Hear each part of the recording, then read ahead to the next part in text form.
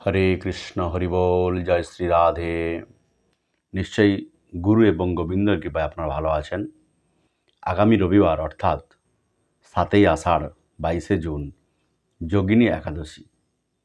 এই একাদশী ব্রহ্মবৈবর্ত পুরাণে মহারাজ যুধিষ্ঠির এবং কৃষ্ণ সংবাদে বর্ণিত রয়েছে। যুধিষ্ঠির মহারাজ ভগবানকে প্রশ্ন করছেন, জিজ্ঞাসা করছেন যে প্রভু, আষাঢ় মাসের কৃষ্ণপক্ষের একাদশীর নাম কি, ব্রতের মাহাত্ম্য বা কি, কৃপা করে আমাকে বলুন। উত্তরে কৃষ্ণ বললেন যে এই একাদশী ব্রত অর্থাৎ যোগিনী একাদশী ব্রত ভবসাগরে পতিত মানুষজনকে উদ্ধার করবার জন্য নৌকা স্বরূপ। সাগরে অর্থাৎ যদি কোনো জলাশয়ে আপনি বা সমুদ্রে আপনি হাবুডুবু খান, আপনাকে একমাত্র পারে নৌকা ছাড়া আপনি উদ্ধার হতে পারবেন না। অতএব আমরা যারা এই ভবসাগরে হাবুডুবু খাচ্ছি, আমাদের উদ্ধার করবার জন্য ভগবান ওই যোগিনী একাদশী ব্রতের নৌকাটি তিনি পাঠিয়ে দিয়েছেন। 8 থেকে 80 প্রত্যেকেরই এই ব্রত পালন করা উচিত। এই একাদশীর একটি সুন্দর পৌরাণিক কাহিনী রয়েছে, তা আপনারা এখন শ্রবণ করুন। অলকানগরে শিবভক্ত পরায়ণ এক কুবের নামে রাজা ছিল। কুবের নামে একজন রাজা ছিলেন অলকানগরে। তিনি অত্যন্ত শিবভক্ত ছিলেন। শিবের পূজা করতেন। শিব পূজা ছাড়া অন্য পূজা তিনি করতেন না। তিনি শিব পূজার জন্য ফুল সরবরাহের জন্য একজন মালিকে তিনি নিযুক্ত করেছিলেন। সেই মালির নাম হলো হেমমালি। সেই মালিকে তিনি নিযুক্ত করেছিলেন। তিনি কি করতেন না, মানস সরোবর থেকে তিনি পুষ্প সংগ্রহ করে ওই কুবেরকে অর্থাৎ রাজাকে তিনি দিতেন। আর সেই পুষ্প দিয়ে রাজা ওই ভগবান শিবের পরম বৈষ্ণবের পূজা তিনি করতেন। তো এই হেমমালির একটি পত্নী ছিল, অত্যন্ত সুন্দরী একটি পত্নী ছিল। তার নাম ছিল বিশালাক্ষী।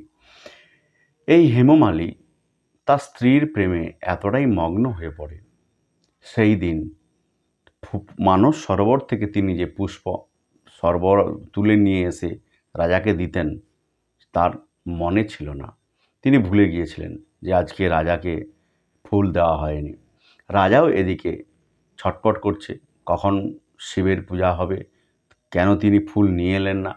তিনি ভাবছেন বোধহয় মালির শরীর খারাপ, কোনো শারীরিক সমস্যা হয়েছে, তাই তিনি এত লেট করছেন ফুল নিয়ে আসার জন্য। তিনি না ফুল নিয়ে এলে তো রাজা পুজো করতে পারছেন না। মানস সরোবরে তিনি কিন্তু ফুল তুলে রাজাকে দিতেন। তো রাজা কি করলেন না, দেখো তো, তার সৈন্যদের পাঠালেন, দেখো তো মালির কোনো শরীর খারাপ হয়েছে কিনা, কেন আজকে ফুল দিতে দেরি করছে।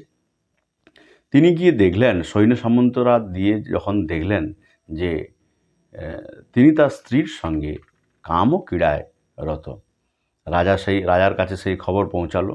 রাজা অত্যন্ত রেগে গেলেন। রেগে গিয়ে তিনি বললেন যে যাও, ওই মালিকে তোমরা ধরে নিয়ে এসো। মালিও তখন ধ্যানভঙ্গ হয়েছে।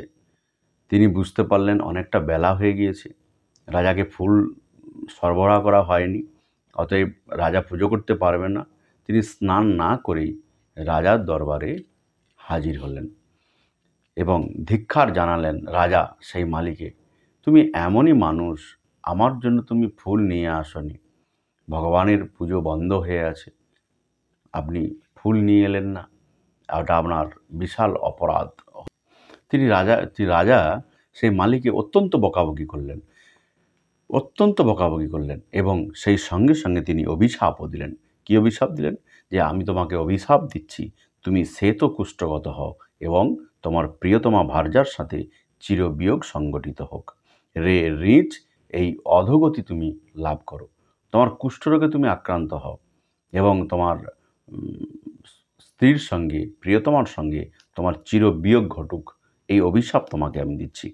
কুবের এই অভিশাপ পেলেন, মনে মনে দুঃখ পেলেন, বেদনাও হলো, অনুশোচনাও হলো যে আমি প্রতিদিন ফুল তুলে আনি, শিবের জন্য, শিব পূজার জন্য ফুল সংগ্রহ করি, কিন্তু আজ করতে লেট হয়েছে, তাই রাজা আমাকে অভিশাপ দিলেন। তারা দুজনে ওই অভিশাপে শ্বেতকুষ্ঠের প্রভাবে অত্যন্ত যন্ত্রণায় দিন রাত ছটফট ছটফট করতে লাগলো। বহু কষ্টে বেদনায় দিন যাপন করতে লাগলেন। কিন্তু দীর্ঘদিন ভগবানের জন্য, মহাদেবের জন্য, দেবাদিদেব আদিদেব মহাদেবের জন্য যেহেতু তিনি পুষ্প সংগ্রহ করতেন, পুষ্প রাজাকে পৌঁছে দিতেন, সংগ্রহ করতেন, সেই সুকৃতির ফলে তিনি শাপগ্রস্ত হয়েও ভগবান শিবের তিনি নাম ভুলে যাননি। তিনি কিন্তু ভগবান শিবকে ডাকতেন, তার নাম জপ করতেন এবং তাকে স্মরণ করতেন। এমনই একদিন এই সুকৃতির ফলে হেমমালী ভ্রমণ করতে গিয়ে হিমালয় পর্বতমালায় মার্কেন্ডীয় ঋষির সাক্ষাৎ হলো। মার্কেন্ডীয় ঋষিরাই তো মুখ চোখ দেখলে বুঝতে পারে। তিনি জিজ্ঞাসা করলেন হেমমালীকে যে কী হয়েছে, এরকম ব্যাধি তোমাকে আক্রমণ করেছে, কার অভিশাপে তোমরা এমন ব্যাধি নিয়ে ঘুরে বেড়াচ্ছ, কে তোমাদের এই অভিশাপ দিয়েছে? উত্তরে বললেন, হে রাজা কুবেরের আমি ভৃত্য ছিলাম, আমার নাম হেমমালী। মানস সরোবর থেকে আমি পুষ্প তুলে রাজাকে দিতাম, সেই ফুল নিয়ে রাজা শিবের পূজা করত। কিন্তু ঘটনাচক্রে আমি আমার স্ত্রীর সঙ্গে কামক্রীড়ায় রত থাকার ফলে ফুল দিতে আমার দেরি হয়। সেই রাজার অভিশাপে আমি দুর্দশাগ্রস্ত হয়ে পড়েছি। হে প্রভু, হে সাধু, আপনি আমাকে কৃপা করে এই অভিশাপ থেকে মুক্তি করুন। মার্কেন্ডবল্লী বললেন, হে মালি, তোমার মঙ্গলের জন্য আমি একটা ব্রতের কথা বলছি, সেই ব্রত তুমি পালন করো। আমি তোমার মঙ্গলের জন্য একটি ব্রত কথা বলছি, সেই ব্রত তুমি নিষ্ঠা ভরে পালন করো, দেখবে তোমার অভিশাপ থেকে তুমি মুক্তি পাবে। কী সেই ব্রত? না, কৃষ্ণপক্ষের আষাঢ় মাসের কৃষ্ণপক্ষের একাদশী, যোগিনী একাদশী, এই ব্রত পালন করলে এই ব্রতের প্রভাবে তুমি তোমার কুষ্ঠ ব্যাধি থেকে মুক্তি লাভ করবে। কৃষ্ণ বললেন, ঋষির উপদেশ শ্রবণ করে হেমমালী তাকে প্রণাম জানালো। পরে অত্যন্ত আনন্দে ঋষির আদেশ মতো নিষ্ঠার সঙ্গে যোগিনী একাদশী ব্রত পালন করল। এইভাবে হেমমালী সমস্ত পাপ থেকে মুক্ত হয়ে স্ত্রীসহ সুখে দিন যাপন করতে লাগলো। হে রাজা যুধিষ্ঠির, আপনার কাছে এই ব্রতে উপবাসের মহিমা কীর্তন করলাম। এই ব্রতের পালনে ৮৮,০০০ ব্রাহ্মণকে ভোজন করালে যে ফল লাভ হয়, সেই ফল আপনি অনায়াসেই পাবেন। যে ব্যক্তি মহাপাপ বিনাশকারী পূর্ণফল প্রদায়িনী যোগিনী একাদশীর কথা পাঠ এবং শ্রবণ করে, অচিরেই তার সমস্ত পাপ থেকে মুক্তি লাভ হয়। দেখুন কী ফল! ৮৮,০০০ ব্রাহ্মণকে ভোজন করালে, ৮৮,০০০ বৈষ্ণবকে ভোজন করালে যে ফল লাভ হয়, যোগিনী একাদশী ব্রত পালন করলে সেই ফল পাওয়া যায়। হরে কৃষ্ণ, হরি বল, জয় শ্রী রাধে।